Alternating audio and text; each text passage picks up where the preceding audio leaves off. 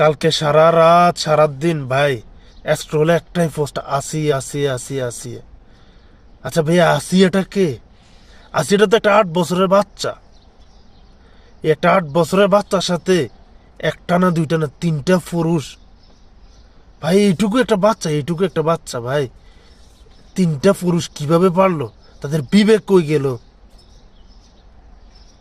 আচ্ছা বাকিরা যাই করছে, মেয়েটার দুলাভাই পর্যন্ত এটার সাথে জড়িত। আল্লাহ, আমি আমি যখন এই খবরগুলো পড়ছি ভাই, কাহিনীটা পুরোটা পড়ছি ভাই, আমি চোখের পানি ধরে রাখতে পারেন। একটা 8 বছরের বাচ্চা ভাই, একটা 8 বছরের বাচ্চারা আপনি পোশাকের দোহাই দিবেন যে তার পোশাক খারাপ ছিল এই কারণে তাই সে ধর্ষণের শিকার হয়েছে? ভাই এরকম তো হয় নাই, তাই না?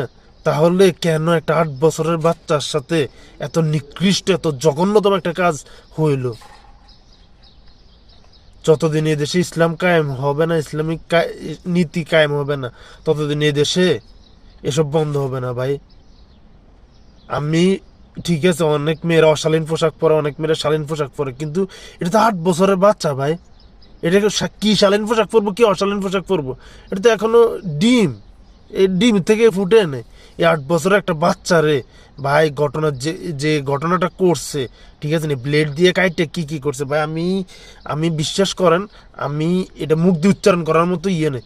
একটা 8 বছরের বাচ্চার সাথে কিভাবে এত নিকৃষ্ট মানে এত নিকৃষ্টতম কাজ কিভাবে করতে পারলো? তাদের বিবেক কোথায়?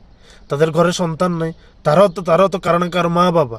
একটা একটা 8 বছরের মানুষ, সরি, একটা 8 বছরের মেয়েরে দেখিয়া যার যৌন উত্তেজনা এত বাইরে যায়, এর আসলে বাঁচি থাকার রাইট নেই বাংলাদেশে, ঠিক আছে নি?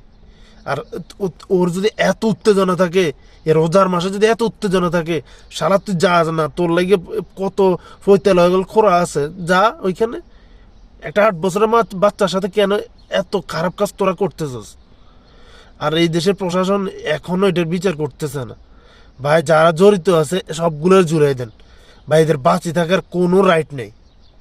একটা 8 বছরের বাচ্চা যাদের কাছে সেফ না, একটা 8 বছরের বাচ্চা যে দুলাভাই যে এই যে বোনের শ্বশুরের কাছে সেফ না, এদের আসলে ভাই বাঁচি থাকার কোনো অধিকার নাই।